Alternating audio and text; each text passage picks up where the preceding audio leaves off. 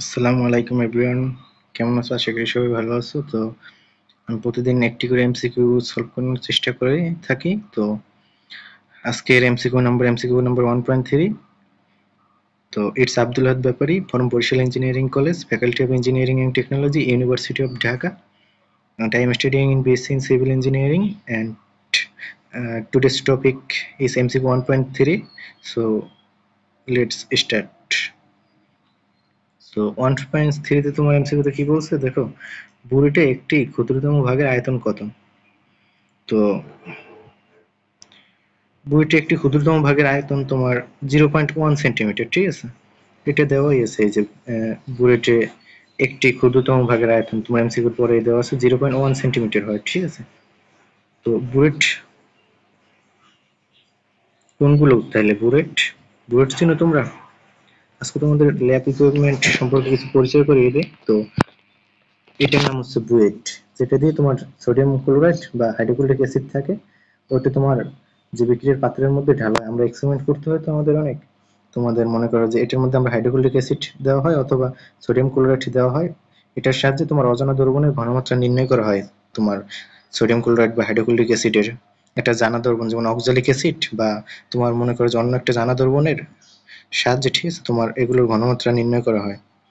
তো এই পিপেট, দেখো পিপেটটা কি করা হয়, তোমার মুখ দিয়ে টেনে তোমার হলো যে আহ, তোমার কনিক্যাল ফ্লাক্স বা ভলিউমেট্রিক ফ্লাক্সের মধ্যে তোমার তোমার বিভিন্ন পদার্থগুলো যেগুলো তোমার সাবস্টেন্স আছে ওইগুলো নেওয়া হয়, ঠিক আছে? এটা হলো পিপেট। আর এইসব বিভিন্ন ল্যাব ইকুইপমেন্ট আস্তে আস্তে তোমরা পরিচয় হবে বিভিন্ন প্রকার আয়তনিক ফ্লাক্স।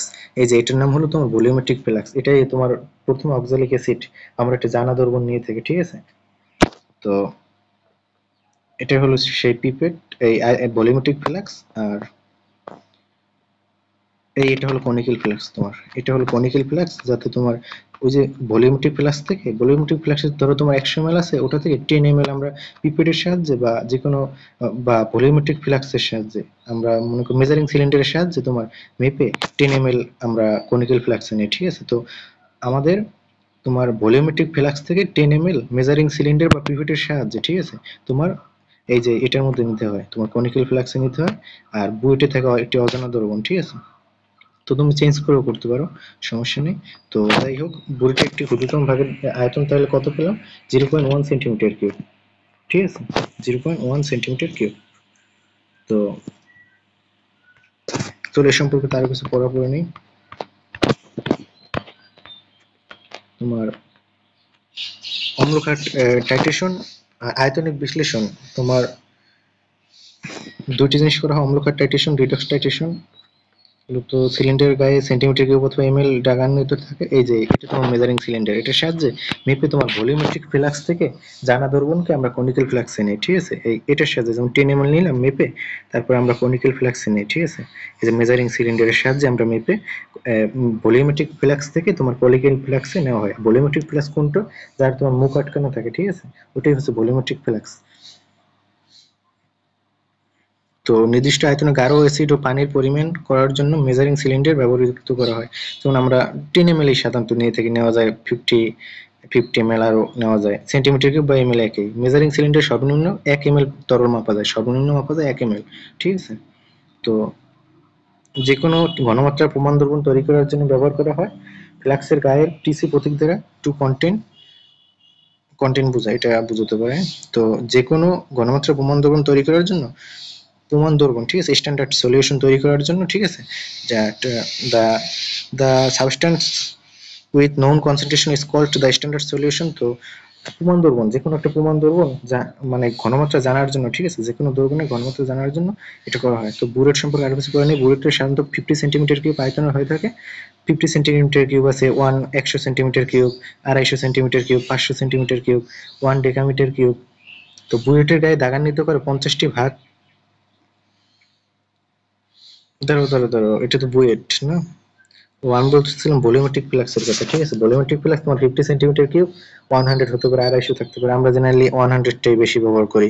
আর বুয়েট আর বুরেট, বুয়েটের সাধারণত 50 সেন্টিমিটার কিউব আয়তনের হয়ে থাকে। তো এই বুয়েটটা জেনারেলি 50 সেন্টিমিটার কিউব আয়তন হয়ে থাকে। বুয়েটের গায়ে দাগান্বিত করে 50টি ভাগ করা থাকে, প্রতি ভাগের আয়তন 1 সেন্টিমিটার কিউব। তোমার বুয়েটে 1 সেন্টিমিটার 1 সেন্টিমিটার কিউব করে তোমার এটা মেপে নিতে হয়। একটি ক্ষুদ্রতম ভাগের আয়তন 0.1 সেন্টিমিটার কিউব। তো বুয়েটের ক্ষুদ্রতম ভাগ 0.1 সেন্টিমিটার কিউব, ঠিক আছে, ক্ষুদ্রতম ভাগের আয়তন। তো আমরা যখন টাইট্রেশন করি, ঠিক আছে, টাইট্রেশনের সময় তোমার হলো যে কালার চেঞ্জিং এর জন্য যখন আমরা কনিক্যাল ফ্লাক্সের মধ্যে তোমার যে ফেনলফথেলিন বা মিথাইল ওয়ানেজ দেই, ঠিক আছে, তো এর কালার যাতে চেঞ্জ হয়, তো উপর থেকে যখন অজানা দ্রবণ এটা যোগ করি জানা দ্রবণে বুয়েটের সাহায্যে, তখন তোমরা দেখবে যে এই যে বুলেট থেকে তোমার একটা নির্দিষ্ট পরিমাণে কমতে থাকলে তোমার অ্যাসিডের পরিমাণ, ঠিক আছে, এখান থেকে নির্দিষ্ট পরিমাণ কমতে থাকলে তোমার হলো যে কালার চেঞ্জ হবে। প্রত্যেকটা যতবার এক্সপেরিমেন্ট করবে একটা নির্দিষ্ট পরিমাণের জন্যই তোমার এই কালারটা চেঞ্জ হবে, ঠিক আছে। তো এটা আশা করি তোমরা কলেজে ভালোভাবে করার চেষ্টা করবে, তাহলে তাহলে লাভ হবে। তো এমসিকিউ 1.3 উত্তর ঠিক আছে না, এটাও আমরা দেখে নিই।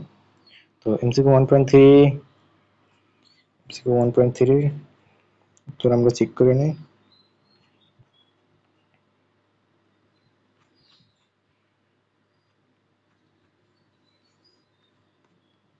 এমসিকিউ 1.3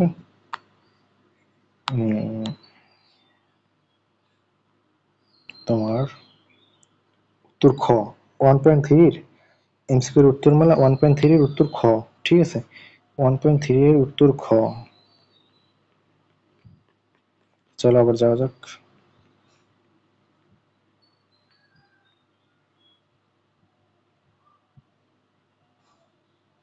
এই যে দেখো 0.1 সেন্টিমিটার কিউব, উত্তর খ, ঠিক আছে, উত্তর খ, এই খ উত্তর। ক্ষুদ্রতম ভাগ বুয়েটে 0.1 সেন্টিমিটার কিউব, ঠিক আছে।